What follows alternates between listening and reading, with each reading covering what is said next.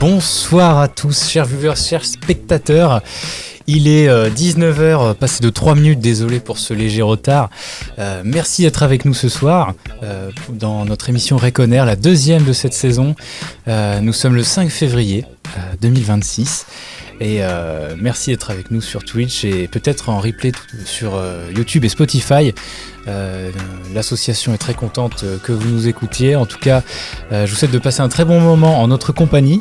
Parce que je ne suis pas tout seul, bien sûr. Avec moi, il y a Epainet.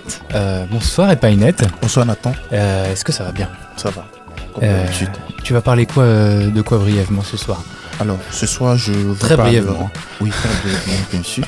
Ce soir, je vous parlerai donc de ce livre intitulé Parking Peggy.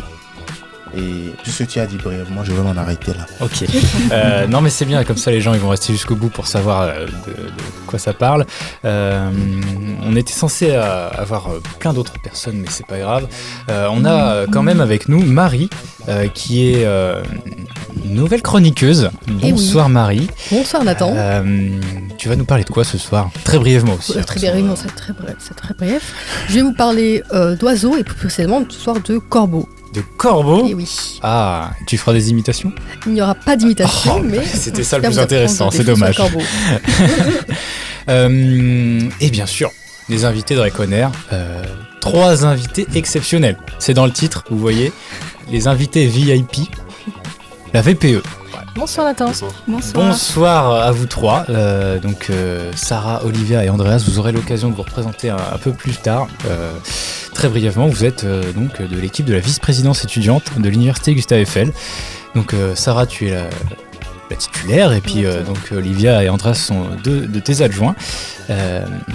Juste après, on fera des entretiens, on posera des questions. J'aurai le plaisir aussi de vous présenter la rubrique actualité de l'université, des associations, des activités, ce qui se passe dans la vie étudiante. Et ce sera déjà bien, on aura peut-être une petite question philosophique des Painettes à la fin.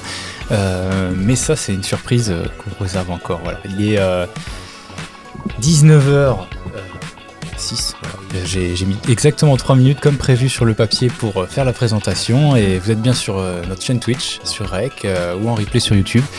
Et voilà, vous écoutez le 2e épisode de la saison 4 de Rec On Air. Voilà. On va passer à notre premier entretien, vu que... Qu'est-ce qu'il y a, Bruce ? J'ai un générique. Ah, on a générique. Eh ben, vous allez pouvoir... comment on dit déjà ? Oui. Non, mais... Bon, désolé pour ces petits problèmes techniques.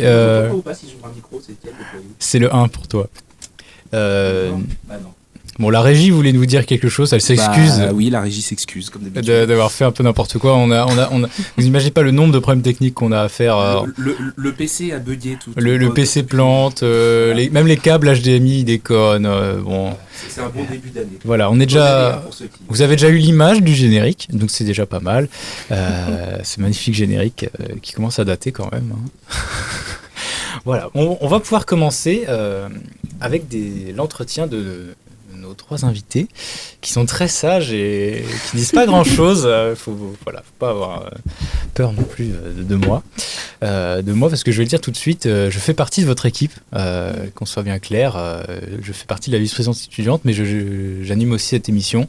Mais je tenais quand même à ce que vous soyez invités, vous puissiez partager tout ce que vous faites au sein de l'université pour les étudiants. Et donc, je procédais à l'interview sous le contrôle des Painettes, qui lui, pour le coup, est complètement neutre et indépendant et qui est le président de l'association REC.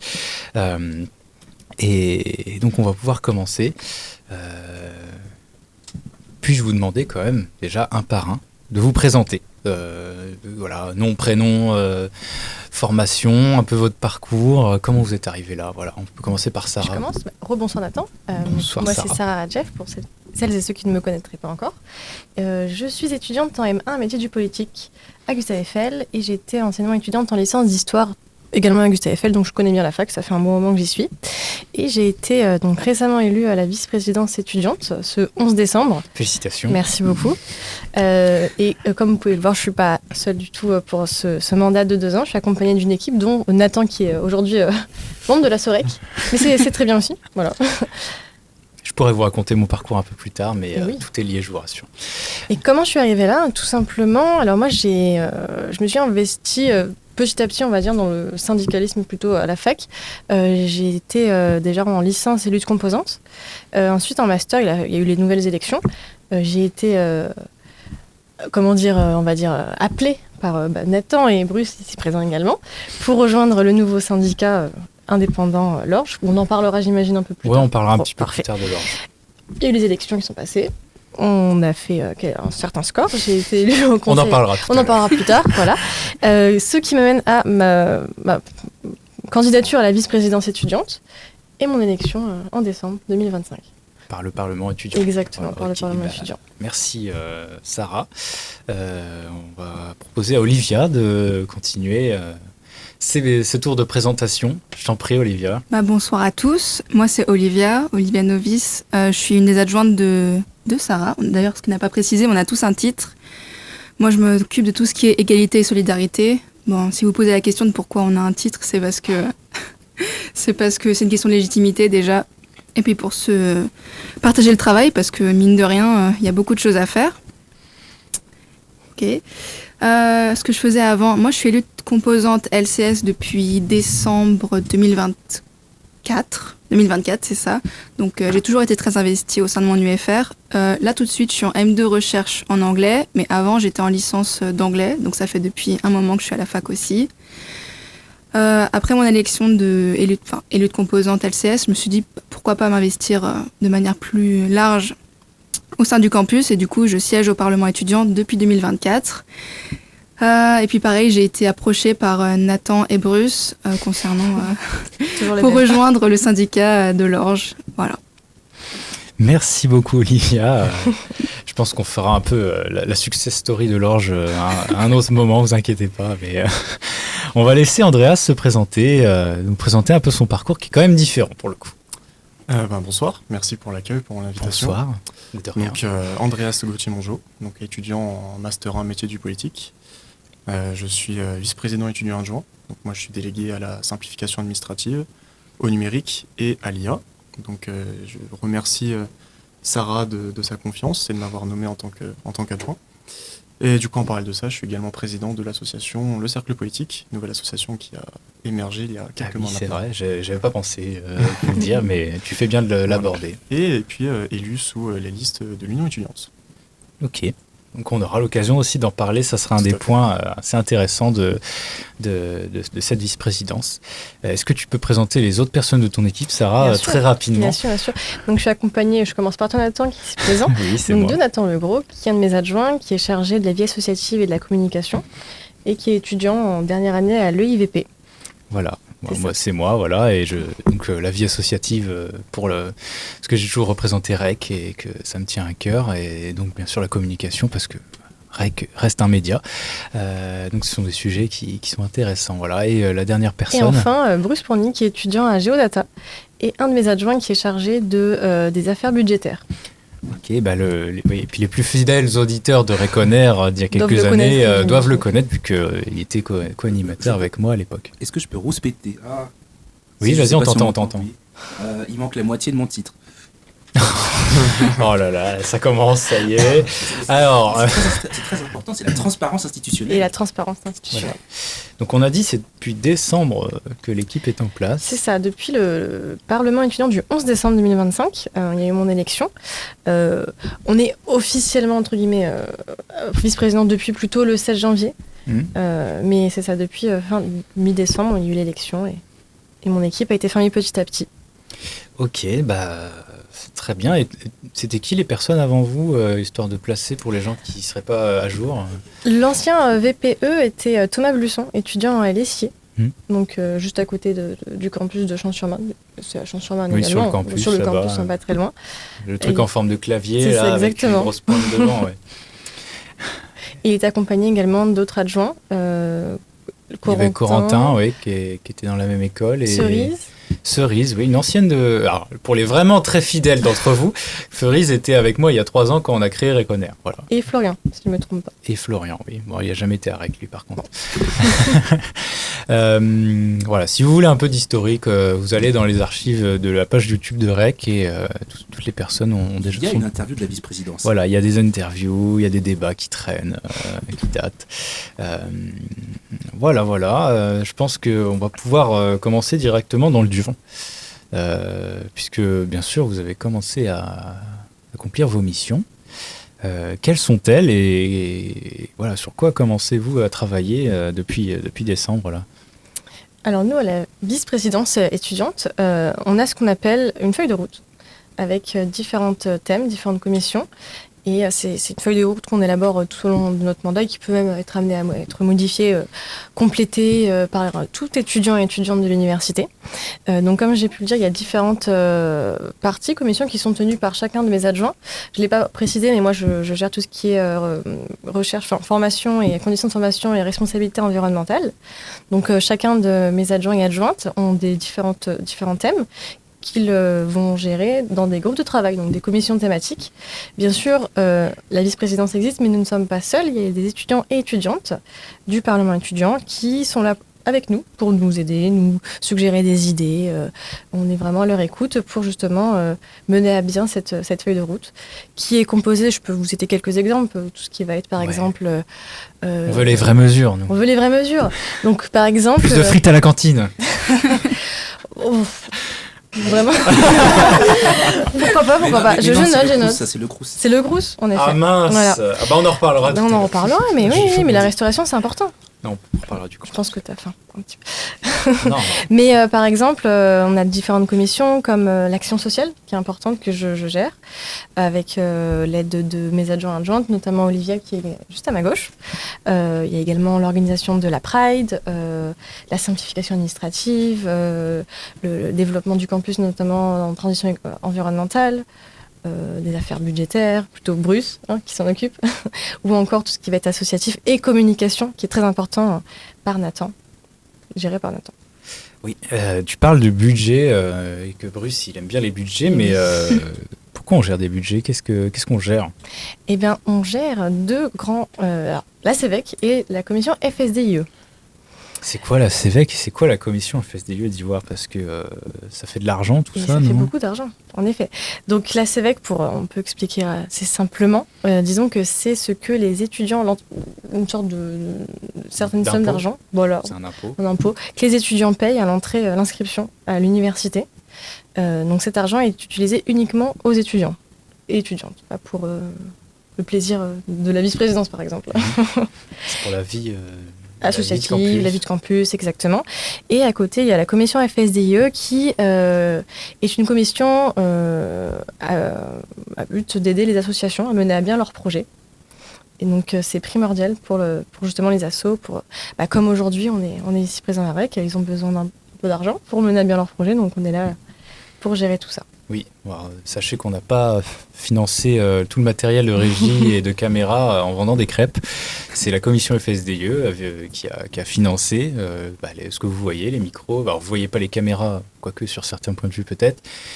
C'est un certain coût et c'est des projets qui sont portés par des assos. Vous connaissez sûrement d'autres assos qui font des soirées, des choses comme ça. Exactement. Donc la CEVEC est abondée, enfin non, la CEVEC permet de financer les assos via le FSDIE, voilà ce que je voulais dire. C'est bien, je peux compléter aussi. C'est vrai. Avec l'exemple de REC, parce que REC a fait plusieurs dossiers que j'ai pu mener depuis le temps, mais on en a déjà parlé dans certains épisodes de Reconner, de toute façon de nos commissions FSDIE. J'entends Bruce rigoler. Pas une lettre, tu dois t'en souvenir aussi. Voilà. Tu as parlé de Parlement étudiant tout à l'heure.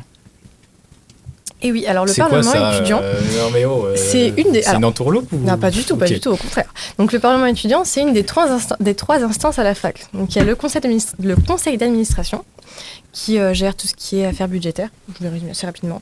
Le conseil académique qui va être tout ce qui est enseignement, recherche.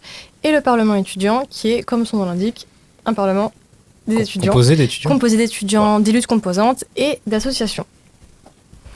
Non, il faut prêter attention, on se fait des signes avec la régie. Non mais faut comprendre, je fais des vannes, hein, je suis juste là en spectateur. Mais oui, donc le PE, c'est diminutif Parlement étudiant PE, une des 3 instances de la fac, qui est composée d'étudiants et étudiantes, de composantes, d'associations. On gère un peu la vie du campus. On est là pour discuter, échanger, justement accepter les commissions CEVEC. Décider, quoi. Décider, c'est ça, exactement. C'est ça qui est pas mal. Et oui, on peut vraiment discuter de tout ce qui passe par la tête des étudiants et étudiantes. Il n'y a aucun souci de ce côté. Et c'est un moment d'échange aussi. Ça peut être... Donc, je fais un petit message. Venez au Parlement étudiant. Vous êtes toutes et tous les bienvenus. Donc, il ne faut pas hésiter à venir. Il y a quelques séances. Il y en a plus ou moins 5, voire peut-être 6. Ça va dépendre des années. Donc, il ne faut pas hésiter à se déplacer. Ça peut être un moment très enrichissant pour toutes et tous de découvrir la vie associative et l'engagement politique aussi, qui est très important. Ok, et on vient en tant que spectateur, c'est ça? Alors, si vous êtes membre d'une association de plus d'1 an, vous avez le droit de siéger et de voter.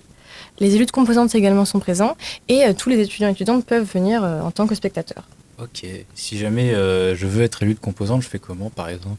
Il y a des élections de composantes qui sont organisées tous les 2 ans. Ouais. À l'UIVP également, il y a des prochaines élections d'ailleurs, mais tu seras parti malheureusement. C'est trop tard. Le dépôt des candidatures, c'est jusqu'à demain. Voilà. Donc si vous êtes de l'OIVP, par pitié, déposez votre candidature parce qu'il n'y a pas assez de gens. Donc voilà, il y a tous les 2 ans des élections de composantes, des étudiants et étudiantes se proposent et puis il y a les élections qui ont lieu. Et ensuite, ils peuvent venir au Parlement étudiant. Ok, c'est très bien tout ça. J'espère, en tout cas, si vous avez des questions, moi je regarde un peu le chat. N'hésitez pas à les poser. L'équipe de la VPE est là pour répondre. Si vous avez des adorés rec aussi, n'hésitez pas à mettre j'adore rec dans les commentaires. Enfin voilà, hein, même sur YouTube, allez-y.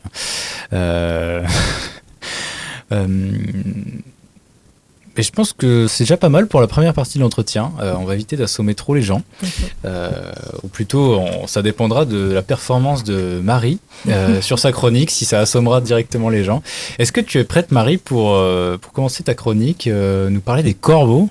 Des corbeaux, et oui, ma petite chronique. Bah oui, je suis prête à en parler, hein, s'il est temps de le faire. Hein. Je t'en prie, vas-y. Allez.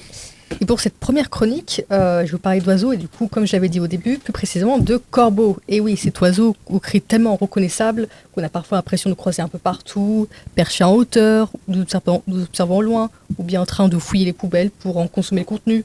Eh bien, je voulais un petit peu espérer vous apprendre de nouvelles choses sur ces corbeaux, et notamment, saviez-vous que le petit de ce corvidé, qui est d'ailleurs seulement présent dans l'hémisphère nord du globe, s'appelle le corbillard, avec un B comme bébé, à ne pas confondre avec le petit de la corneille qui, lui, s'appelle le cornilla, avec un N comme nourriture. Oh, c'est tactique. C'est tactique. Hein. Je suis bien renseigné sur ces animaux qu'on voit tout le temps. Et savez-vous également que le grand corbeau possède l'un des plus gros cerveaux parmi toutes les espèces d'oiseaux. Il est doté d'une intelligence qui est comparable à celle d'un enfant de 5 ans, et même capable de communiquer par signes, manifeste un intérêt pour le jeu, il y a Nathan qui se marre, et fait même preuve d'empathie envers les autres. J'imaginais un enfant de 4 ans qui était moins intelligent que le corbeau. Là, voilà.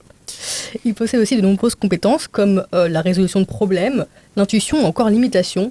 Donc talent propre à son espèce. Peut-être vous avez vu des vidéos en ligne avec des corbeaux en fait qui parlent. Eh bien oui, il peut imiter plein de choses, plein de bruits, mais également la voix humaine. D'où le fait qu'il puisse parler, on dirait. Et il dispose aussi d'un large éventail de vocalisation qui continue d'intéresser aujourd'hui en fait les ornithologues, donc qui ont réussi à identifier entre 15 et 30 catégories de cris de corbeaux, principalement qui sont utilisés lors des interactions sociales entre eux. Et il est aussi connu pour voler, tout comme la pie finalement, et cacher des objets brillants comme des galets, des morceaux de métal et même des balles de golf. Alors il y a eu des hypothèses sur pourquoi il volait tout ça. Eh bien ça servirait en fait à impressionner les autres corbeaux, mais il y a d'autres études qui suggèrent plutôt que les jeunes corbeaux sont simplement en fait très curieux face à la nouveauté et que leur intérêt pour les objets ronds et brillants viendrait en fait de ressemblance avec des œufs. Et avec l'âge, cet intérêt en fait diminue. Et du coup, les adultes en fait corbeaux deviennent néophobes, nouveau mot que j'avais appris, c'est-à-dire méfiants face à tout ce qui est nouveau ou inconnu. Ils sont aigris, c'est ça, non? C'est un peu ça, c'est un peu ça. Juste vieux. Juste. On va pas dire ça.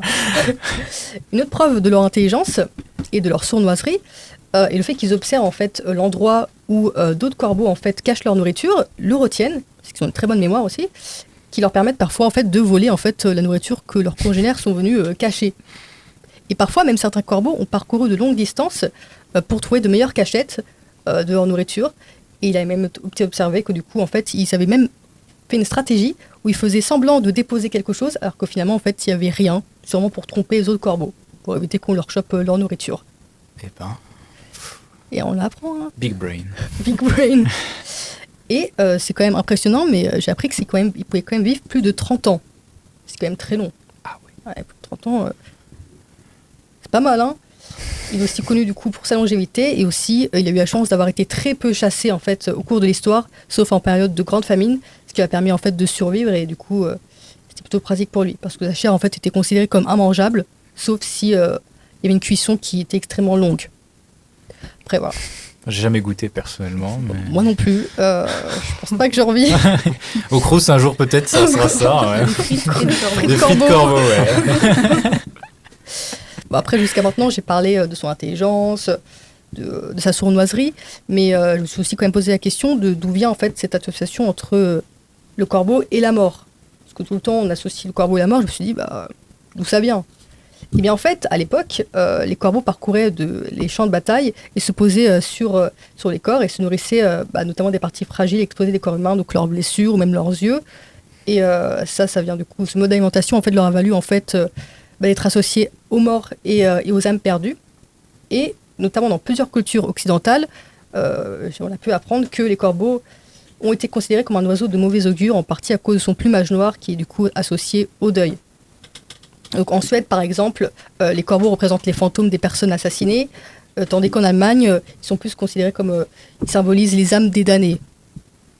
Et pourtant, durant le premier millénaire de l'ère chrétienne, chez les peuples nordiques et celtiques, le corbeau occupait un tout autre rôle, toujours lié à la mort, mais était considéré comme un animal, attention le mot, psychopompe, capable de guider les âmes des défunts vers au-delà.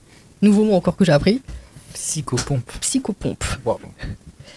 Il y avait une croyance qui voulait ainsi que si un corbeau se posait sur l'épaule droite d'un mort, il le guide vers le paradis, et s'il se posait sur l'épaule gauche, il le guidait vers l'enfer. Et du coup, pour finir, je voulais partager une petite légende que j'avais vue, qui nous vient du Royaume-Uni, que je trouvais intéressante à vous raconter sur les corbeaux toujours. Et selon cette croyance, l'Angleterre ne succombera jamais à une invasion étrangère tant qu'il y aura des corbeaux qui vivront à la Tour de Londres.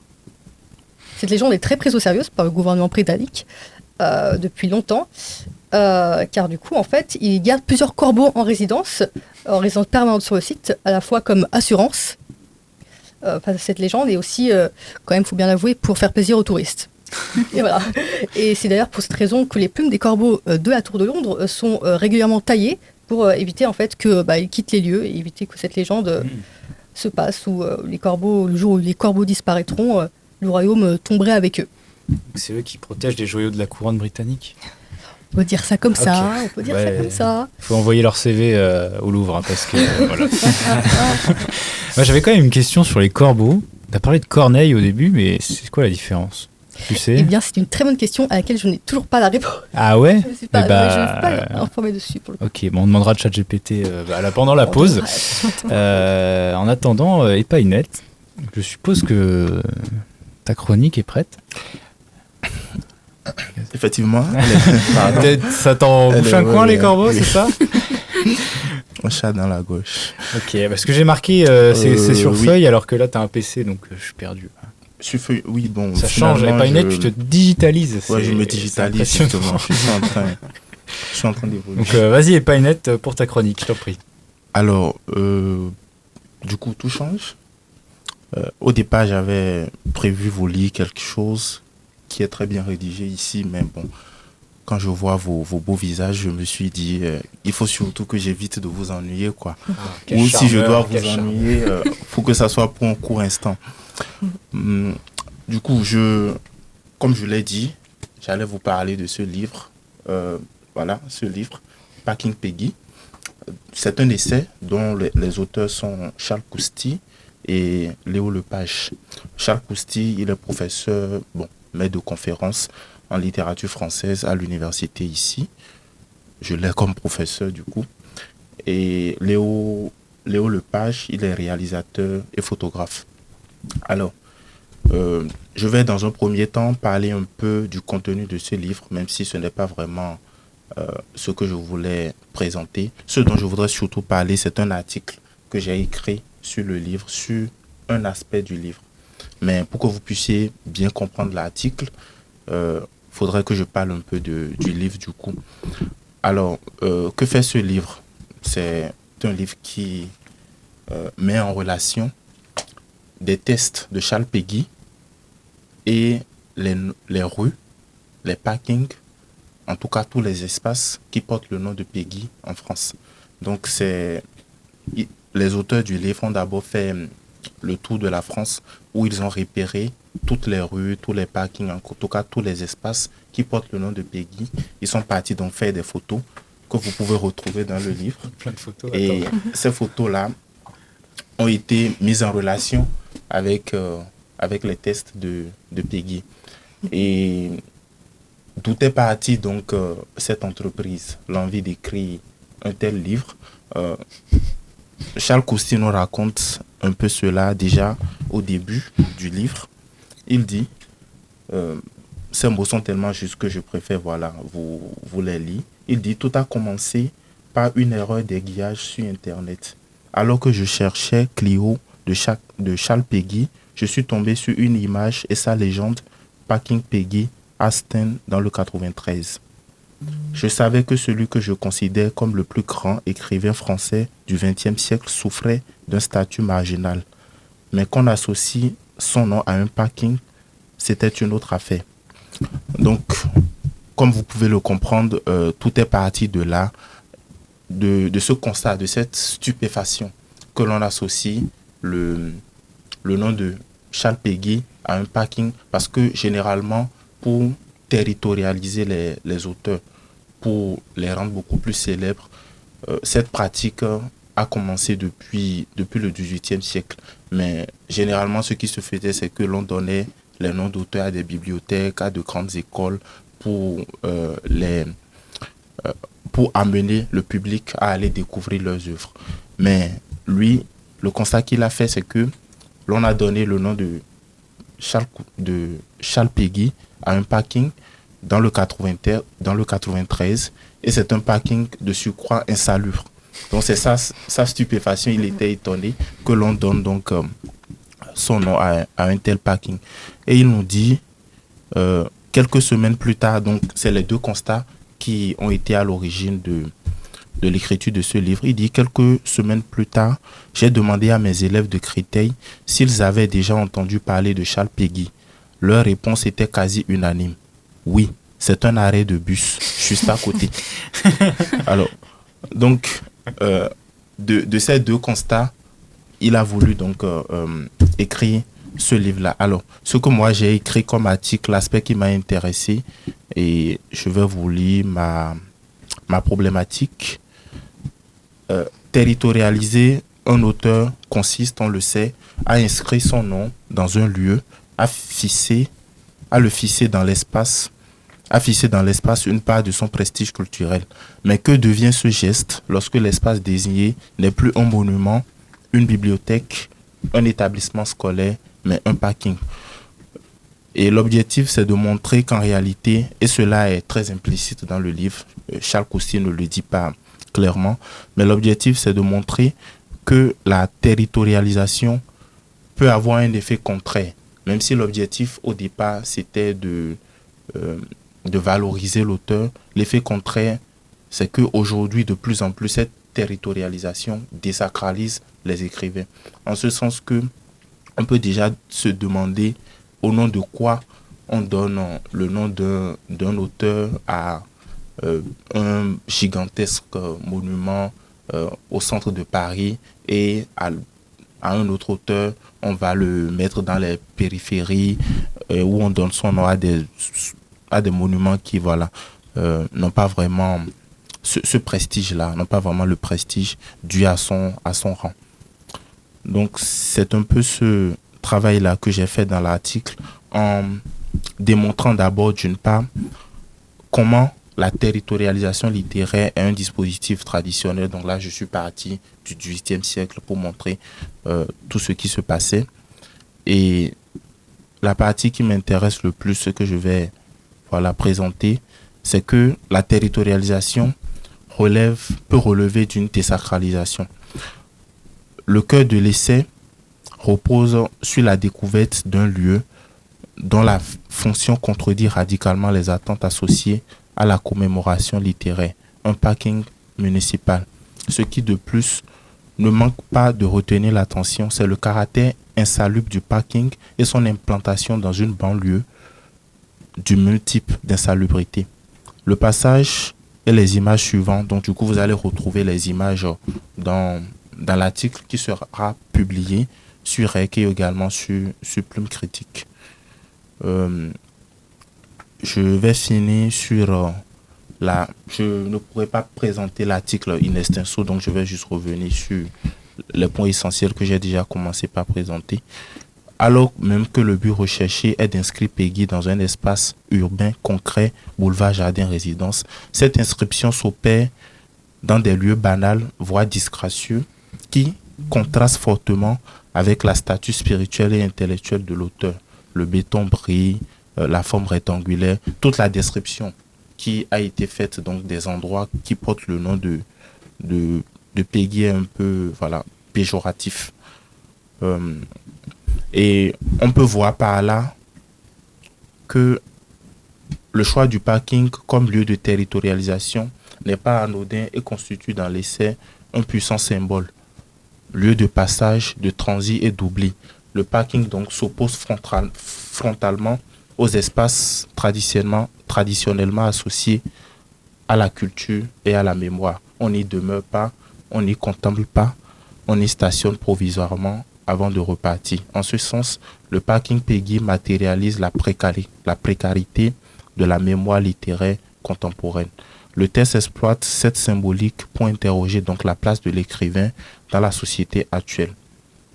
Le nom de Peggy inscrit sur un panneau est vu sans être lu. Il ne provoque ni questionnement ni curiosité. Le texte souligne ainsi que la littérature n'est plus perçue comme une référence structurante dans l'espace public, mais comme un héritage lointain, intéressant. Donc, l'article sera publié d'ici quelques jours. Vous pouvez retrouver ça sur REC. Quand on le publiera ? Oui, justement. Ce sera... On vous mettra dans la description sur YouTube, je pense. Ouais. Faut qu'on voit comment on le publie. En tout cas, merci beaucoup Epainet. J'ai bien aimé parler de l'arrêt de bus et de parking Peggy. Voilà. On en profite pour dire que toutes ces chroniques sont en replay sur YouTube. Tu les repartages aussi sur Facebook, etc. Tu as une vraie communauté littéraire à tes côtés. C'est la success story de REC. Voilà. On va faire une petite pause. Juste après, on parlera d'actualité étudiante, de tous les événements à ne pas rater sur le campus. Et il y en a dès demain. Donc, restez bien attentifs. On se retrouve d'ici quelques minutes. Nous, on va faire une pause parce que il fait soif ici. Allez. Salut tout le monde, c'est la fin de cette pause. J'espère que vous avez pu vous restaurer, aller vous chercher un petit chocolat chaud ou du popcorn pour voir un peu les débats passionnants qu'on va avoir juste après.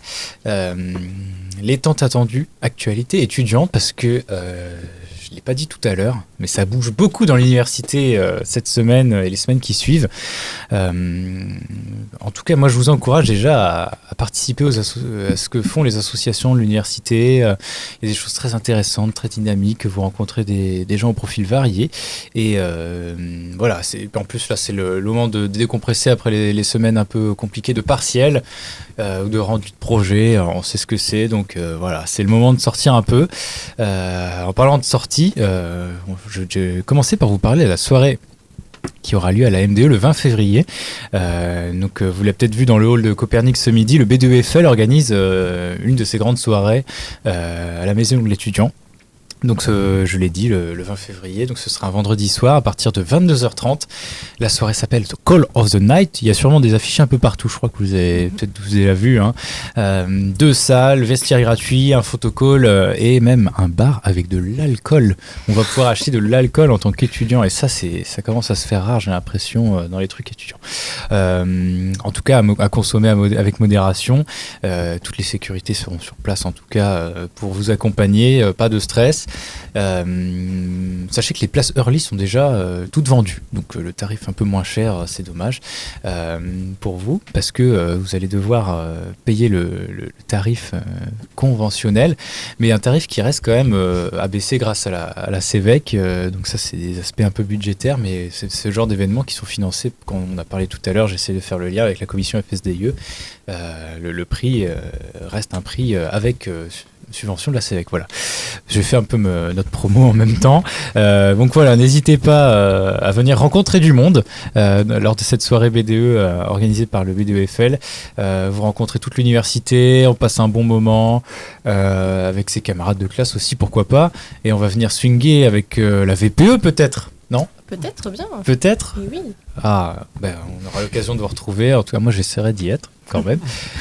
Petite surprise vous attendra sûrement. Et vous, est-ce que vous prévoyez, Painet, tout ça de venir ? Oui, je serai là également. Tu seras là ? Oui. Et t'as demandé à avoir une super place ? Pas encore. Ok, bon, faudra y penser, désolé. Petite, Super place, non, mais j'ai demandé. Voilà, quand même une petite précision, c'est pas autorisé aux mineurs, voilà, pour des raisons d'alcool du coup et de responsabilité, mais on peut avoir des extés. Donc c'est ton pote, il est pas à l'université, bon c'est pas grave, il vient quand même. Pas de souci. Plus d'infos sur le compte Insta du B2FL.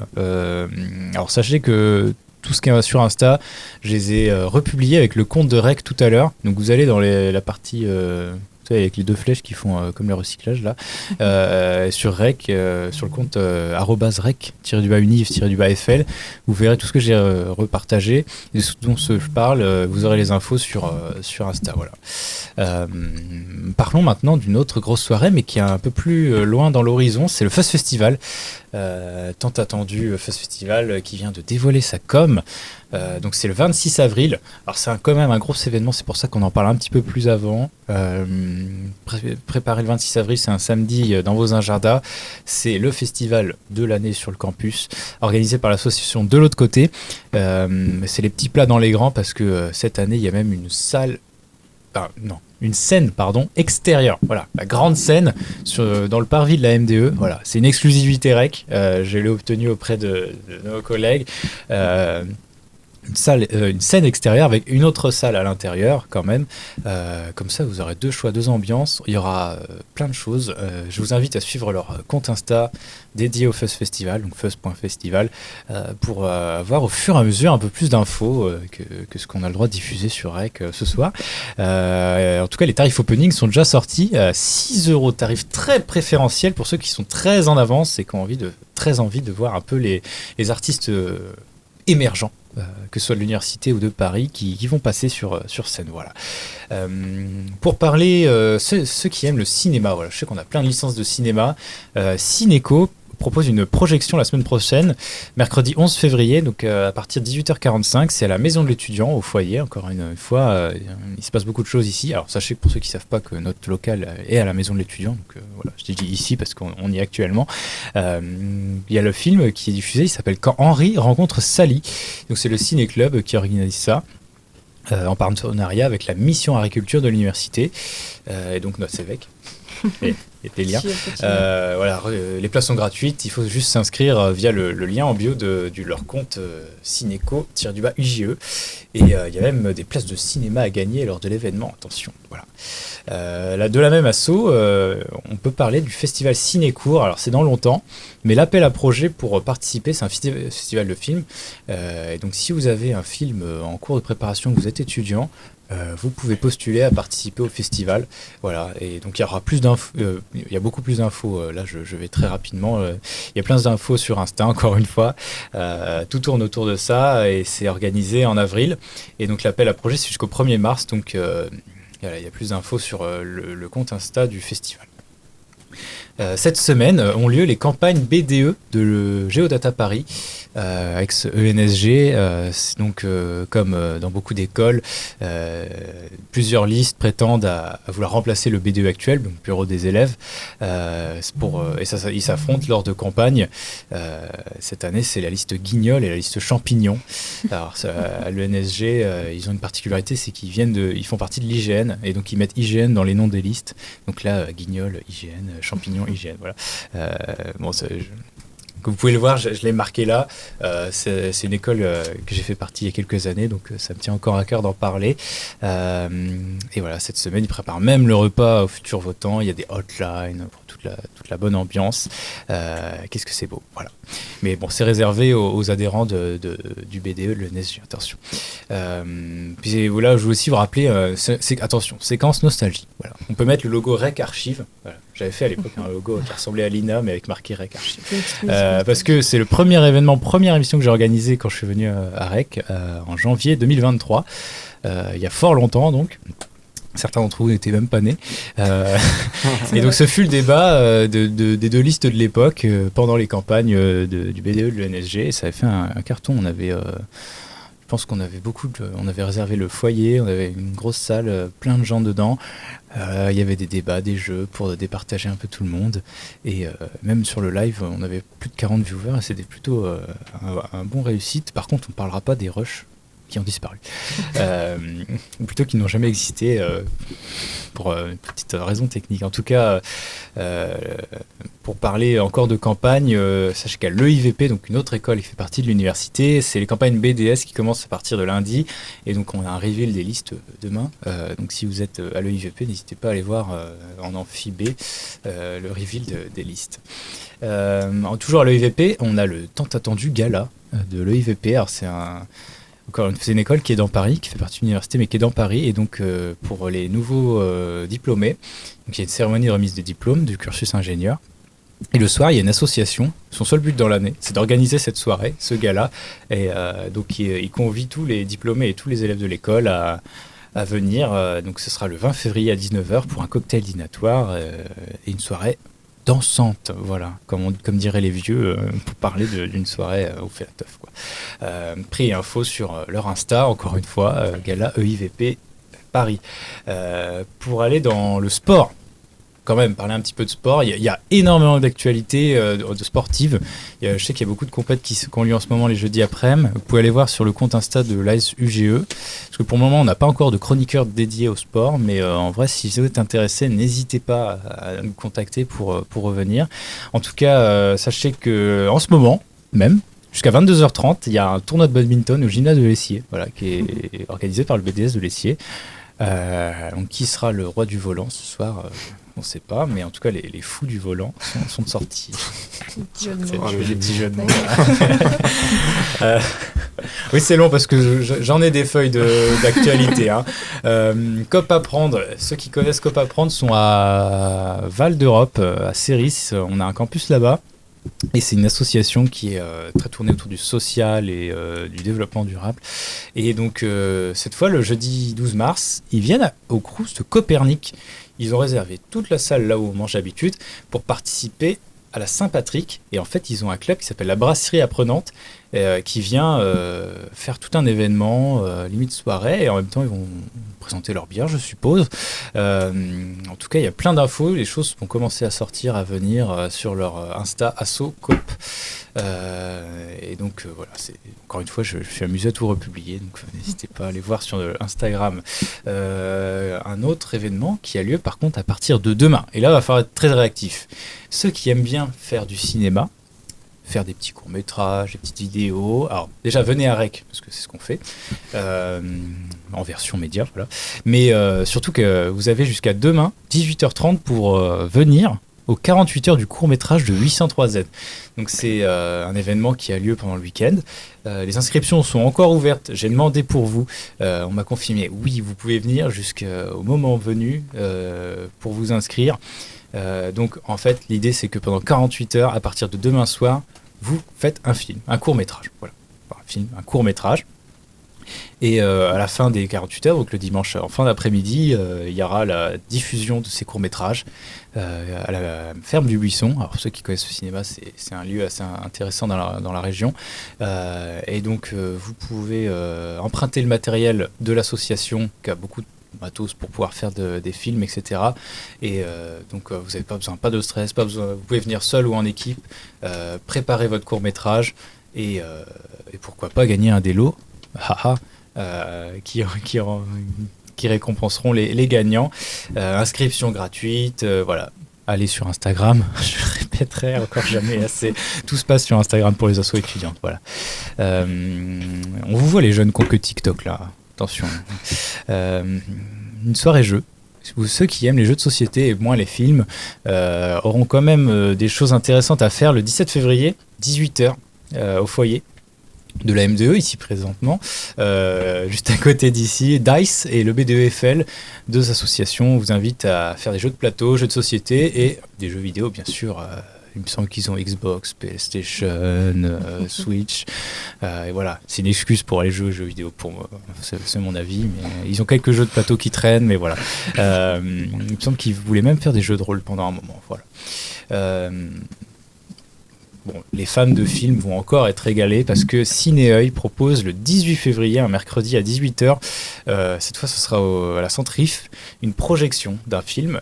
Ils n'ont pas encore révélé, il me semble, quel film ce sera, mais il me semble que c'est des films qui font, que leur équipe produit, enfin, c'est des films faits par des étudiants, voilà.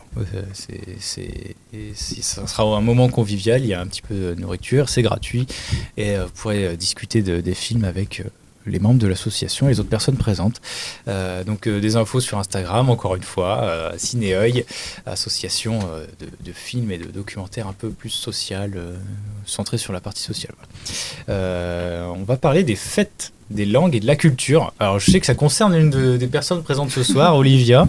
Alors c'est organisé par l'université le 19 mars et donc il y a un appel à participation, voilà, pour des prestations pour les stands.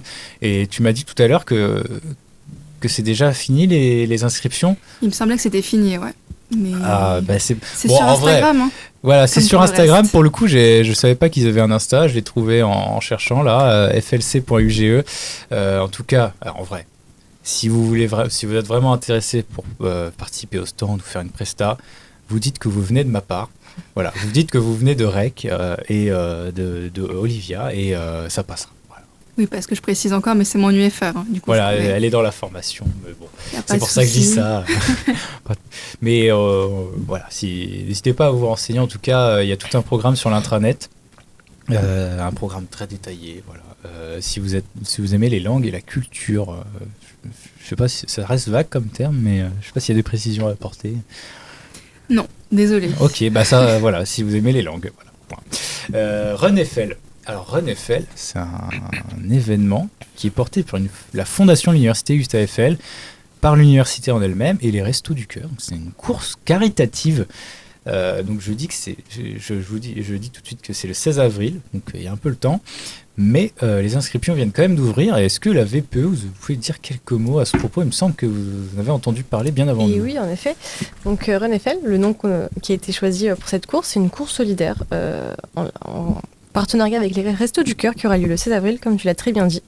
Donc pour faire simple, si vous aimez le sport, vous aimez les associations, faire des choses caritatives, c'est le moment pour vous de venir participer. Donc il y a 3 parcours différents. Donc je fais une petite précision, 2,5 km pour ceux qui n'aiment pas courir et qui n'aiment pas trop faire des longues distances, vous pouvez marcher.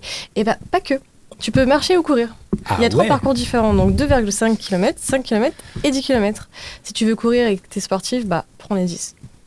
Mais si par contre vous voulez être là entre amis, profiter et en même temps faire une bonne action, les 2,5 ça fait l'affaire et vous pouvez marcher, il n'y a aucun problème. Donc c'est ouvert à tous les étudiantes du campus, mais aussi à toute personne extérieure. Tout le monde peut venir participer, faire un don tout simplement. Et comme on l'a très bien dit, 1 euro donné égale un repas collecté. Pour les Restos du Cœur de l'université, voilà. Et donc on vous voit tous les joggers là qui prennent les escaliers au RER, aller courir pour la course, pour la cause. des Restos du Cœur. Sachez que les Restos du Cœur, en ce moment, ils sont obligés de refuser des personnes tellement il y a de besoins. Donc, toute aide sera la bienvenue. Mais si je peux préciser, les inscriptions recommencent en mars pour les Restos du Cœur, pour ceux qui seraient dans le besoin. D'accord. Donc bientôt. Les inscriptions vont bientôt rouvrir. Ce serait bien d'ailleurs qu'on prenne des infos auprès des Restos du Cœur. C'est vrai qu'ils sont pas loin, mais on n'y prête pas assez attention. Voilà. Plus d'infos sur l'intranet, vu que c'est des trucs un peu plus faits par les personnels. Ah bah, tu vois, les choses faites par les étudiants, c'est Instagram. Les choses faites par les personnels, c'est l'intranet. Vous connaissez sûrement l'intranet. Pour aller au moins voir vos notes et l'emploi du temps, vous restez moins de 5 secondes. Vous gardez l'attention plus de 5 secondes sur la première page d'accueil et ensuite vous pourrez cliquer, il y a des actualités qui apparaissent. Voilà. Et donc ce que dont je vous parle en font partie. Des élections. Alors on arrive un peu après la bataille, je suis désolé, mais les 3 derniers jours, c'était les élections au Crous. Donc il y a un conseil d'administration du Crous et l'idée c'est qu'il y a des étudiants qui nous représentent dans ce conseil d'administration et qu'on pouvait voter jusqu'à 17h aujourd'hui. Alors je suis désolé, le calendrier tombe assez mal, j'ai pas pu en parler il y a 2 semaines. Mais voilà, les paris sont faits, on pourra peut-être débrief dans 2 semaines sur les résultats, je ne sais pas si on les aura avant. En parlant d'événements, on va parler d'un événement qui concerne la VPE, puisque c'est en partie au moins l'une des vice-présidentes, une des adjointes à la vice-présidence qui va l'organiser. Il s'agit de la Pride universitaire. Alors est-ce que Olivia, tu peux nous expliquer un peu en quoi ça consiste, qu'est-ce qui s'est déjà fait par le passé et voilà, c'est quoi la Pride, quand c'est, où ça en est, voilà. Alors la Pride, c'est un événement qui est organisé chaque année par la VPE, donc cette année c'est moi qui m'en occupe. Ça fait 2 ans, je crois qu'elle est organisée sur le campus. Les 2 dernières années c'était en juin, sauf que là on va changer un peu. C'est logique, juin c'est le mois des fiertés, donc c'est logique que ça soit à cette période-là, mais je pense que vous êtes tous au courant, en juin, il n'y a plus personne. Soit il y a les partiels, soit les étudiants travaillent, soit ils sont juste en vacances, les chanceux. Alors du coup, vu qu'on a commencé à travailler en décembre, ça a pris un peu de retard, mais ça va arriver quand même. Je m'avance un peu toute seule, mais ça va être en avril, début avril, pour éviter d'empiéter sur les événements d'autres assos. Je ne vais pas encore donner de date parce que c'est encore trop récent. Ça va sûrement être un moment convivial, donc sûrement... J'espère si on a les financements avec un drag show, ce qui est quand même assez sympathique, comme l'année dernière, mais à voir pour les financements, comme j'ai dit, et peut-être une déambulation qui aurait lieu en juin, parce qu'il y a d'autres événements qui vont être organisés par des personnels, notamment des conférences pour le mois des fiertés. Et du coup, avril, ça fait partie du calendrier de la mission égalité, du mois des égalités, quelque chose comme ça. Donc voilà. Merci Olivia pour ces précisions. On va essayer de suivre attentivement tout ce qui se passe sur la Pride avec Rec. Et il y a quelques années, on avait fait une émission spéciale Pride, il me semble, à l'époque. Quand vous n'étiez pas encore nés. Voilà. Carrément. À l'époque, c'était Cerise qui organisait. Voilà. Coucou Cerise, si tu nous regardes. Voilà, on va continuer. Du coup, ça fait une super transition pour la deuxième partie de l'entretien avec notre chère équipe de vice-présidents étudiants et étudiantes. Ouais, c'est ça. Est-ce que, à part la Pride, il y a d'autres événements que vous souhaitez organiser ou des rencontres avec les étudiants, peut-être? Il faut savoir déjà que nous, je vais peut-être me rapprocher du micro, on est là pour tous les étudiants et étudiants, donc il n'y a aucun problème déjà de leur côté à venir nous voir. Et événements concrets, peut-être que j'oublie, mais... Pour le moment, de concret, de date, on n'en a pas, mais c'est bien sûr en réflexion. On est là pour tout le monde, si jamais il y a des besoins ou quoi que ce soit. Donc, il ne faut pas hésiter à venir nous voir. On a un bureau à la MDE. On essaie d'être là le plus possible, plus présent que possible. Et je reprends sur ce que tu n'arrêtes pas de dire tout à l'heure. On est sur Instagram aussi. Vous êtes sur Instagram? Oui, c'est la pas VPE vrai. est sur Instagram. Et ce serait extraordinaire si je vous avais republié tout à l'heure, par exemple. Et peut-être, ce sera bien. Moi, mais oui. Mais en tout cas, faut pas hésiter. Voilà, je fais une petite publicité, mais suivez-nous sur Instagram. On va essayer d'être plus actifs, voilà, qu'aujourd'hui. Et plein de choses sont à découvrir. Donc, je laisse un peu de suspense aussi pour donner envie à nos téléspectateurs de nous suivre pour les prochaines aventures. Et tu peux Il y a peut-être d'autres moyens de te contacter quand même, non? Bien sûr, de manière plus académique, je dirais qu'on a un mail étudiant. Voilà. Vous pouvez nous écrire par mail, VP étudiant. On est toutes et tous disponibles. Et comme j'ai pu le dire, on a un bureau. On essaie d'être là le maximum de jours possible. Donc vous pouvez venir toquer et vous pouvez réserver des créneaux. On a mis un petit QR code sur la porte. Donc c'est très simple. Il suffit de le scanner, de choisir un créneau qui vous correspond. Et hop, le rendez-vous est fixé. Très bien, je vais mettre dans le chat le lien, enfin le code Instagram. Voilà, Parfait. Parce que, non, comment ça s'appelle? Un hashtag? Non, le arrobase. Oh, je suis trop nul. Tu peux nous taguer sur Insta et puis... Taguer sur Insta, c'est compliqué tout ça. Copier l'URL du profil, c'est parfait ça. Voilà, je vous mets dans le chat le lien. C'est un peu sombre comme lien. Enfin, bon. Parlons maintenant de sujets un peu plus compliqués. Puisque, comme tu l'as présenté tout à l'heure, vous faites partie de l'Orge Eiffel, sauf toi, Andreas, tu fais partie de l'Union étudiante. Est-ce que, déjà, vous pouvez chacun présenter votre syndicat, l'Union étudiante, peut-être, pour commencer, après l'Orge? Oui, alors l'Union étudiante, c'est un syndicat étudiant national qui s'établit sur pas mal de campus sur le territoire. On est connu notamment concernant nos actions en faveur des étudiants. On plaide pour tout un tas de mesures pour endiguer la précarité étudiante, qui est un vrai sujet aujourd'hui et qui nous concerne, je crois, toutes et tous. Et voilà, et puis il y a eu des élections qui ont lieu il y a quelques semaines où nous avons haut la main remporté ces élections. Voilà, donc nous avons obtenu, en novembre, c'est ça, tout à fait. Et nous avons obtenu 6 sièges au conseil académique et 2 sièges au conseil d'administration. Ok, oui, j'avais les résultats de noter au cas où. Voilà, vous avez fait 70% des voix à peu près. Et donc, Sarah, toi tu es VPE et tu fais partie de l'Orge Eiffel. Qu'est-ce que l'Orge Eiffel et qu'est-ce que tu fais là? Voilà. Alors, l'Orge Eiffel, c'est, contrairement à l'Union étudiante, c'est un syndicat local et indépendant. On n'est pas au national. Nous, on est composé d'étudiants et étudiantes. La petite spécificité, c'est qu'on est vraiment des étudiants et étudiantes de toutes les écoles, tous les UFR. On essaye de représenter tout le monde, peu importe d'où ils viennent, tout simplement. On a également des membres qui savent et qui ont déjà siégé au conseil, qui ont déjà des connaissances, mais également des étudiants et étudiantes qui n'ont pas encore de connaissances. Mais ce qui est positif, c'est que justement, on apprend un peu à toutes et tous de la vie politique, en étant un peu avec des étudiants qui s'y connaissent et des nouveaux, et d'essayer de motiver et d'engager un maximum. Et je reviens sur un peu ce qu'Andreas a dit. On n'a pas fait la majorité, on est arrivé deuxième avec, il me semble, à peu près 17% des voix. On a obtenu 4 sièges, dont 3 doctorants, et moi-même au conseil académique. Ok, et donc pour les citer, la dernière siège qui a été attribuée était donnée à l'UNI pour le mérite et la réussite. Voilà. Du coup, ça c'était les premières élections qu'on avait lues en novembre sur le CAC et le CA. On a une question dans le public apparemment. Pardon, je ne sais pas si vous avez parlé des élections des doctorants aussi ou pas.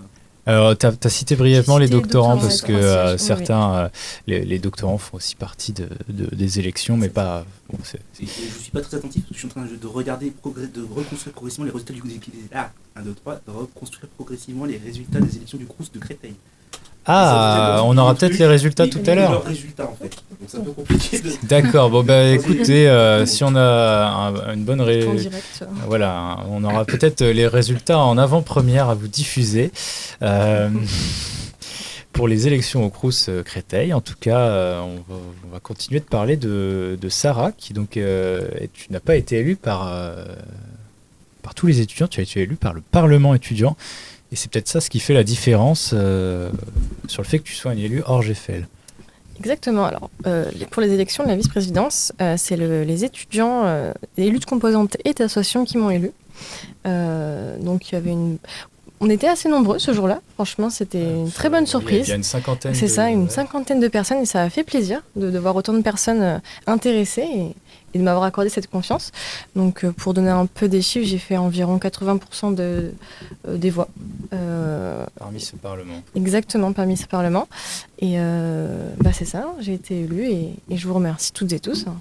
Ok, donc on voit un peu la manière indirecte de ce Parlement qui est en fait des représentants d'assauts ou de composantes qui ont décidé autrement du destin des élections. Voilà pour une petite explication sur nos étiquettes, sur les résultats de ces élections.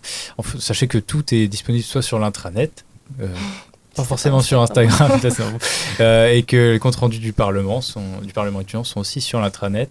Vous pouvez, quoique les tout derniers ne sont pas encore en ligne, il faudra peut-être qu'on voit ça. Voilà. Prochainement, voilà. Est-ce que, Epainet, tu avais d'autres questions à poser à notre équipe de vice-présidence étudiante ou... Là, franchement, non, j'ai plus d'autres questions. Je t'ai réveillé, désolé. Non, je dormais pas du tout, jusque... Des remarques, non Non, pas du tout. Très bien, je pense qu'on aura fait une très bonne émission.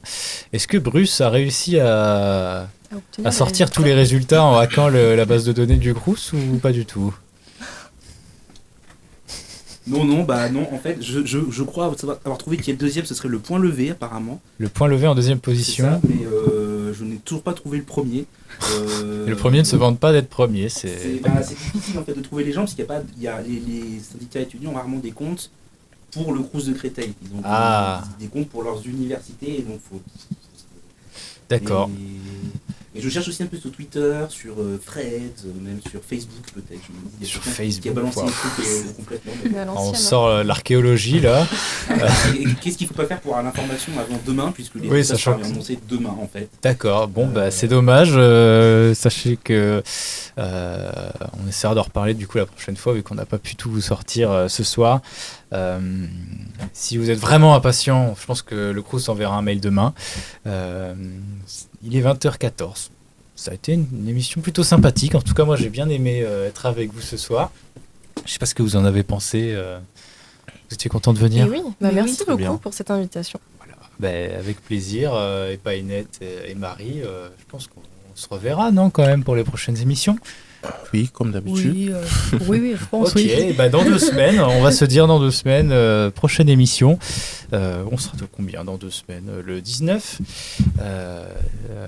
même heure que d'habitude, à 19h. On essaiera de vous trouver encore une fois des invités très VIP. Alors ça, j'ai dit VIP parce que ça fait jeu de mots avec VPE, invité, voilà. Ça fait une assonance, non allitération, bon, c'est mon aspect littéraire dans les noms. Vous verrez, si vous regardez la saison 3, tous les jeux de mots qu'on a fait, c'était drôle dans les titres d'émission. Enfin bon, dans 2 semaines, on vous retrouvera des invités très intéressants, des anecdotes croustillantes et peut-être qu'on aura le fin mot de l'histoire sur le corbeau et la corneille. Peut-être, je garde ça en suspens. Ok, voilà. Donc si vous avez envie de savoir la différence, soit vous allez sur Google, et dans ce cas, c'est nul. Soit vous attendez 2 semaines que Marie revienne, et comme ça, vous aurez toutes les bonnes anecdotes qu'il faut juste avec. Merci d'avoir été avec nous, chers viewers. Merci encore une fois à nos invités. Merci beaucoup à la régie qui a des nouvelles personnes. Merci à Gladys qui nous a rejoint à la régie. Et merci à nos chroniqueurs. Merci à Bruce pour être passé et avoir interrompu un nombre incalculable de fois les discussions. Toujours un plaisir. Ah, ouais, de rien, voilà. Et allez, on va pouvoir couper. Qu'est-ce qu'il y a, jeu, t'as oublié? Ah mince, j'ai oublié le jeu. Ah, moi j'étais déjà parti là. Tout le monde a coupé du coup. Je voyais venir ta Tout le monde a coupé. Si vous êtes encore là, attends, je vérifie. Ils sont encore 30. Ils sont encore 30 au moins? Ah oui, c'est pas mal. Désolé, mais pourquoi je l'ai pas mis dans le fil conducteur? Bon, c'est pour ça. Mais je me disais qu'il manquait un truc aussi. C'est pour ça que je faisais durer. Le jeu, vu que c'est toi, en fait, c'est toi Epainet qui l'a préparé, d'habitude c'est moi, c'est pour ça. Tu devais me passer la parole. Voilà, il faut que je te donne la parole. Nos invités, pas seulement nos invités, toi également et la chroniqueuse à côté de moi. C'est pas grave. Dès que le jeu sera fini, on coupera direct. J'ai déjà fait les adieux, c'est bon. Alors, soyez-en rassurés, c'est pas une dissertation. Du coup, vous allez juste faire des commentaires sur une citation de Walter Benjamin. La citation elle est tirée de La vie des étudiants. Et puis, je vais d'abord dire la citation et nous irons... Non, peut-être dans ce sens, c'est mieux. On va commencer par nos invités. La citation, c'est « Les étudiants ne sont point la jeune génération, ils sont ceux qui vieillissent. » Bon, voilà. En dissertation, on dit expliquer, discuter. Qu'en pensez-vous? Qu'est-ce qu'il veut bien dire par là? Je trouve que les études, franchement, ça fait vieillir. On est assez nombreux à le dire parce que c'est difficile. Déjà, on n'a jamais vraiment de day off. Après, des étudiants vieux, il y en a, notamment Bruce qui est sur Facebook. Et, voilà. Balle perdue pour Bruce. Pourtant, il est pas si vieux que ça. Bah, c'est vrai. Et le pire, c'est le plus jeune d'entre nous, c'est ça le pire. C'est le plus jeune. Ah, c'est toi la plus jeune? Oui, il est plus jeune de 2 jours. Moi de 2 jours. Ah, d'accord. Non, Nathan, c'est toi le plus vieux ici. Non, sur le plateau, non, c'est pas toi le plus vieux, mais de la vice-présidence, c'est toi le plus vieux. Sur le plateau, je risque d'être le plus vieux. Ouais, mais c'est vrai que j'ai dit beaucoup de fois des trucs de vieux depuis le début, donc... Donc, oui. Pas d'autres remarques? Non. Tu te sens vieille, toi? Non, ça va. Parce que t'es en M2, c'est ça, donc... À force... J'ai ton âge, donc... Et alors? Tu te sens vieux, toi? Je me sens très vieux. Ah ouais. Moi, quand je viens ici, je prends une canne, parce que... Carrément. Remarque, j'ai mal au dos, donc ça commence la vieillesse. Ah oui. M'en parle pas. Sarah. Alors, on a ce philosophique qui a envie de dire que à la fois je suis d'accord avec la citation, mais en même temps j'ai envie de le remettre en question. Parce que certes, les étudiants sont... Je reprends plus ou moins... Pas directement sur l'antithèse, quoi. Oui, mais oui, parce que j'ai envie de dire qu'en fait, on est la nouvelle génération, on est la nouveauté, un peu des bébés, entre guillemets, dans ce monde. J'ai envie de dire, la vie étudiante, c'est le début de notre vie d'adulte. Mais à la fois, quand on y pense, c'est aussi le futur. Qui nous sommes aujourd'hui va un peu l'image de qui nous serons un peu plus tard. Donc à la fois... C'était quoi la citation exactement? Le droit depuis tout à l'heure sans savoir de quoi on parle. Les étudiants ne sont point la jeune génération, ils sont ceux qui vieillissent. Voilà, c'est ça en fait, ils sont ceux qui vieillissent, mais ils sont ceux qui vont devenir quand ils vont vieillir. Mais on est la nouvelle génération de ce qu'on va devenir plus tard. Wow. Intéressant. Ça, moi. Intéressant. Ouais, ça... philosophique, ouais. Et oui. Ça rentre. Bon. Et du coup... alors moi j'ai eu un DST de philo hier, je pensais en avoir fini. On en remet une couche ce soir. C'est le retour. Et pour répondre à la citation, on est même la jeune génération qu'on est, celle de 21, 22 ans, on est toujours le vieux de quelqu'un. Donc cette génération, la nouvelle génération, est toujours plus vieille que celle qui y suivra après. Donc la citation... elle veut dire 2 choses. Premièrement, que les étudiants sont déjà vieux, et je le prends très mal parce qu'ils sont pas vieux. Mais ça veut surtout dire qu'on est déjà exposé aux responsabilités de la vie d'adulte. Je pense qu'en tant qu'étudiant, on a déjà, pour ceux qui habitent seuls, entre payer un loyer, entre gérer ses finances, ça fait déjà pas mal de responsabilités à tenir. Et donc tout ça, on l'apprend sur le tas, sans vraiment être... accompagné, mais c'est le but, c'est le fardeau de la vie, de voler ses propres ailes. Et puis voilà, on finira tous par être adultes, on finira tous par mourir, c'est le cycle de la vie. Je termine pas sur une note très positive quand même, mais je souhaite que la nouvelle génération qui suivra derrière nous s'empare aussi de cette citation et puis nous adresse leur pensée sur tout ça. Voilà. Ouais, ça fait beaucoup philosopher. Très philosophique. Moi, je suis un peu philosophe aussi sur les bords. Je vais revenir un peu sur l'aspect prendre en maturité pendant qu'on est étudiant. C'est vrai que du jour au lendemain, on se retrouve à devoir gérer plein de choses tout seul. Et j'ai envie de faire de la pub aussi pour les associations étudiantes. Parce que, non, mais c'est un peu lié. Parce qu'en fait, quand je suis arrivé à REC, moi, c'est bon, je ne me connaissais pas, je savais pas ce qu'il fallait faire. Et quand j'ai repris l'assaut, le fait de reprendre l'assaut, ça m'a appris beaucoup de choses sur les budgets, sur gérer une équipe, sur gérer du matériel. C'est un bien un peu commun aussi, ce qu'a l'assaut. Donc c'est agir pour les autres, c'est faire ça bénévolement. Et on apprend beaucoup de choses pour sa vie personnelle aussi. On apprend à vivre un peu mieux en communauté, je pense. On apprend l'aspect des finances, l'idée des finances publiques, bien gérer l'argent, du bien commun, quoi. C'est ça que j'ai appris en tant qu'étudiant et qui m'a donné un coup de vieux, en fait.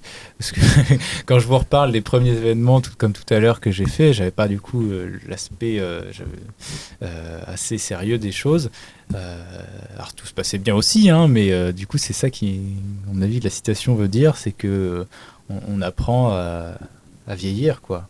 Parce qu'après, une fois qu'on apprend à être vieux, moi j'ai l'impression d'avoir fait le pas d'être vieux, bah, tu restes vieux toute ta vie. Sinon. Enfin, peut-être dit dans ce sens-là, c'est un peu bizarre, mais être mature, c'est plutôt le mot, ce serait plutôt être mature. Parce que mature, vieux, pour moi, c'est un peu mélangé, mais on a la maturité en sortant et du coup on se sent vieux. Je pense que c'était ça. C'est une école de la vie en soi. Ouais. C'est l'école de la vie, voilà, la vie étudiante. Voilà, participez à la vie étudiante, vous apprendrez à vivre. Et à vieillir.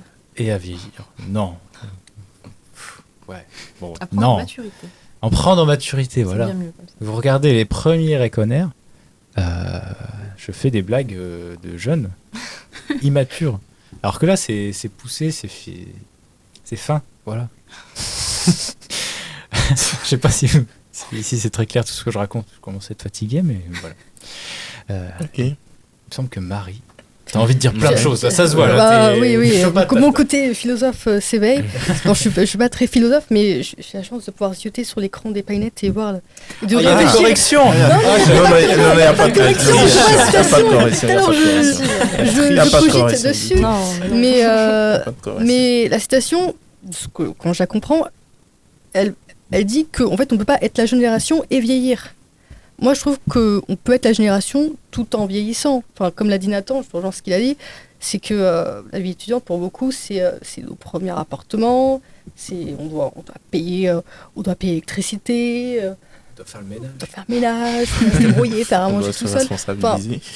On apprend des choses, on grandit, on vieillit, et tout en restant jeune dans notre tête. Enfin, on peut être la jeune génération tout en vieillissant. Enfin, on vieillit tout le long de notre vie et rester jeune dans notre tête. Enfin, voilà, c'était le moment philosophe de Marie.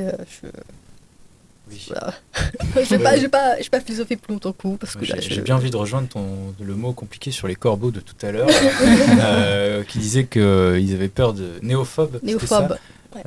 Ouais, c'est ça rejoint être jeune dans sa tête, c'est ne pas être néophobe, je pense. Voilà. Donc ne soyez pas des corbeaux. Tous les sens du terme. Des adultes corbeaux. Ouais, exact. Pardon, c'était les adultes. Oui, ils sont devenus vieux. Et toi, Painette, alors tu te sens... Parce que t'es quand même le doyen de... J'allais pas dire de l'université, mais voilà. Je pense que toutes ces idées mises ensemble, ça nous fait déjà une belle dissertation. Hein. Ah ouais. On va pas, voilà. On sera très proche de 18. Ah ouais. Bah, je pense oui, parce que c'est 2 fois plus que ma meilleure note en philo. Ouais,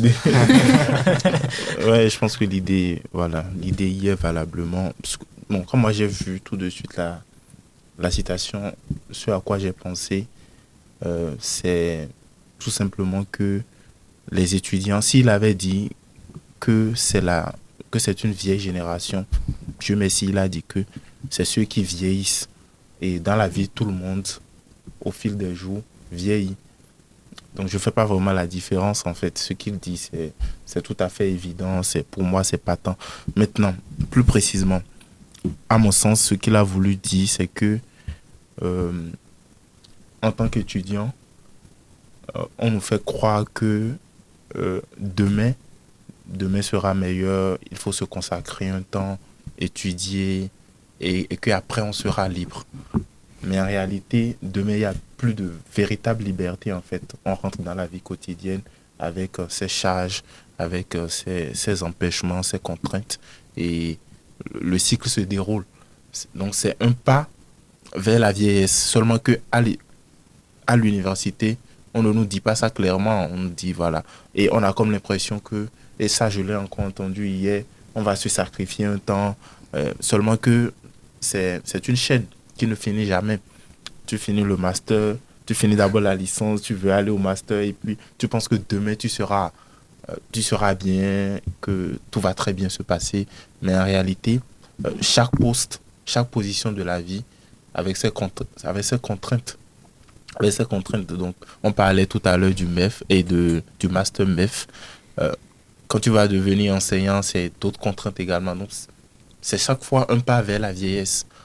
Et ce que j'ai compris également du sujet, c'est que en réalité, l'université nous prépare à rentrer dans un ancien dispositif. On n'innove pas tant que ça à l'université. La belle preuve, c'est qu'en lettres, au lieu de lire les écrivains contemporains, mais nos professeurs ont cette appétence-là, cette forte appétence-là pour Baudelaire, pour je pense que tous les chercheurs ils vont t'en vouloir d'avoir dit ça. Hein. Oui, bon, peu importe. De toute façon, je le dis en classe. Je le dis en classe. J'ai déjà posé la question, mais pourquoi toujours ces tests-là? Parce que j'ai eu la chance d'avoir fait le stage dans un collège. Et aujourd'hui, lorsque vous présentez des corpus aux apprenants, ils ne veulent plus forcément lire les classiques. Ils veulent du nouveau, ils veulent du neuf. Seulement que le programme est calqué sur ces anciens auteurs, sur ces classiques. On veut forcément qu'ils lisent. Bon, Hugo encore, je peux comprendre, mais parce que j'aurais du mal à dire Hugo, mais on veut quand même qu'ils continuent à lire ces auteurs anciens qui sont déjà morts depuis Mathusalem que nous connaissons. Genre Charles Péguy, hein. Autant que ça reste sur l'arrêt de bus. Justement, Charles Péguy, voilà. Donc, tout le programme est tourné. Bon, on peut déjà se demander c'est quoi l'intérêt de continuer à étudier le 16e siècle. J'ai fait un devoir sur ça la dernière fois, on m'a donné 7. Donc, on peut toujours se demander à quoi bon de continuer à étudier le 16e siècle, le 17e siècle, et voilà, de continuer à embrouiller les étudiants avec ça. Donc, c'est aussi une manière de les vieillir, en fait. Parce qu'à force d'étudier ces choses-là, moi, je me surprends aujourd'hui, je vais donner un exemple. Lorsque je discute avec des amis qui, pour le coup, ne sont pas littéraires, je me surprends à ne donner que des exemples littéraires, donc totalement déconnecté. Et je vois des amis pouffer de rire parce que toi, tu es encore là-bas. Donc, on se sent un peu ringard, on se sent un peu rétrograde. Mais je n'ai que ces exemples-là parce que à l'école, à l'école et partout. Et finalement, si tu passes tout ton temps à faire ça, ça devient ta vie, en fait.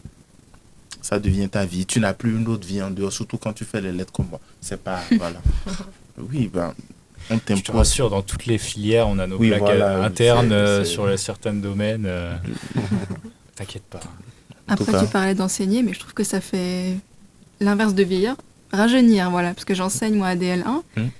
Ils m'apprennent tous les mèmes de Jones, là. C'est trop bien. Ils sont 6-7, là. Ouais. Ah bah ça, je suis en anglais, c'est terrible. Tu vois, on est jeunes, nous, Bruce. Mais voilà, je trouve qu'enseigner, ça fait... Tu sais ce que c'est, 6-7, Bruce? Oui. Mais c'est n'importe quoi, 6-7. Bah voilà, nous, à l'époque, c'était bien ce qu'on faisait, c'est tout. Mais non, on faisait quoi? Mais le niveau, il a baissé, quoi. Voilà, et ce qui dit toilette, là... Nous, on a des vaches qui tournent, qui parlent allemand, voilà. Ça, c'est le but.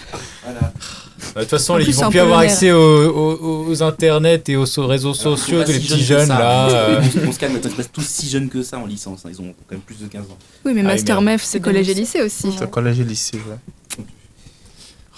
C'est une citation qui est foncièrement intéressante. Parce qu'en fait, déjà, en tant que nous, quand on parle des étudiants, on parle qu'ils vieillissent. Alors qu'on a l'habitude, quand on parle aux enfants, qu'ils grandissent. Elle est là la différence. Parce que d'un côté, on nous responsabilise déjà à cet âge-là. Peut-être trop, peut-être pas assez. Cette responsabilité, c'est nous qui nous la fixons nous-mêmes, au final. En tout cas, je pense que vous êtes les bons exemples de la responsabilité qu'on peut avoir en tant qu'étudiant. Voilà. Dixit, c'est ceux qui n'ont pas suivi, allez dans le replay au début des entretiens, parce que je ne vais pas tout refaire les explications, mais vous êtes déjà vieux du coup, en fait. Non, on est jeunes dans nos têtes. On grandit dans nos têtes. Voilà. Moi, je suis un corbeau, adulte. Sur ces belles notes, je vais vous inviter nous quitter. Voilà.